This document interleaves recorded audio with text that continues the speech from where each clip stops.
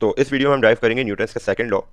और न्यूटन के second law को ड्राइव करने से पहले जो है इसके स्टेटमेंट को अच्छे से समझ लो, तो न्यूटन को सेकंड लॉ को ड्राइव करना इतना बड़ा मसला रह नहीं जाता।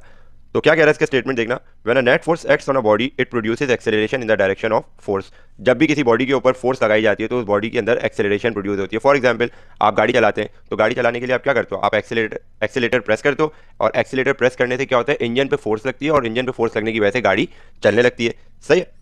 उसके बाद क्या कह रहा है आगे, कहता है the acceleration is directly proportional to force and inversely proportional to mass of a body.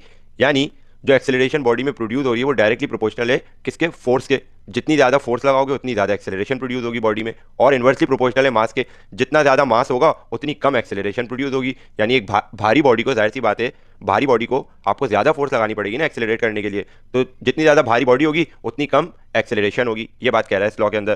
तो अगर इसे हम मैथमेटिकली लिखें, जो एक्सेलरेशन बॉडी में प्रोड्यूस हो रही है वो डायरेक्टली प्रोपोर्शनल है किसके, फोर्स के। इसे आप दे दो इक्वेशन 1 का नाम। उसके बाद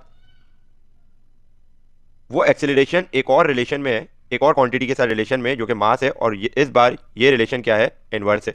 स्टेटमेंट कह रहा है ये बात, और आपने उम्मीद है अच्छे से समझ भी ली होगी ये बात। अब मैथ्स का एक रूल कहता है कि अगर इजिकल्स टू या फिर प्रोपोर्शनल के किसी एक साइड के ऊपर दो सेम वेरिएबल्स हैं तो उन इक्वेशंस को आप कंबाइन करके लिख सकते हैं। फॉर एग्जाम्पल, देखना कैसे। जब दोनों इक्वेशंस को कंबाइन करोगे तो ये कुछ इस तरह से बन जाएगी। एक्सेलरेशन प्रोपोर्शनैलिटी का साइन, ये डायरेक्टली प्रोपोर्शनल है फोर्स के और इनवर्सली प्रोपोर्शनल है एम के। सही है। अब जब भी आप प्रोपोर्शनैलिटी का साइन हटाते हो तो इज इक्वल्स टू को इंट्रोड्यूस करते हो, बट साथ ही साथ एक कांस्टेंट भी इंट्रोड्यूस होता है। तो इस केस में वो क्या होगा, प्रोपोर्शनैलिटी के साइन को इज इक्वल्स टू से रिप्लेस करेंगे, और एक कांस्टेंट आता है वो क्या है, के आ जाएगा इस केस में, एंड एफ अपॉन एम आपके पास ऐसे ही रह जाएगा। बाय ऑल कैलकुलेशंस और एवरीथिंग, ये के की जो वैल्यू है वो कितनी होती है, 1 के बराबर होती है।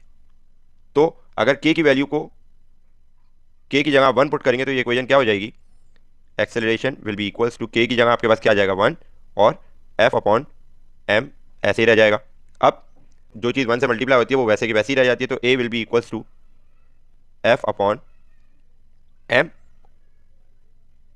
अब यहाँ कंटिन्यू कर रहा हूँ। अब देखो एम यहाँ पे डिवाइड हो रहा है, वहाँ जाके इज इक्वल्स टू के उस साइड जाके क्या हो जाएगा, ए से मल्टीप्लाई हो जाएगा। तो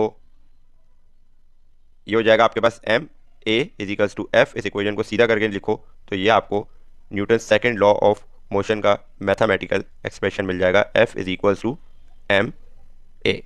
3 नंबर का ये सवाल आता है, मेरे ख्याल मुफ्त के नंबर है ये भाई, ये अच्छे से डेरिवेशन कर लिएगा, और इंपॉर्टेंट क्वेश्चन है शॉर्ट क्वेश्चन के लिए। सही है।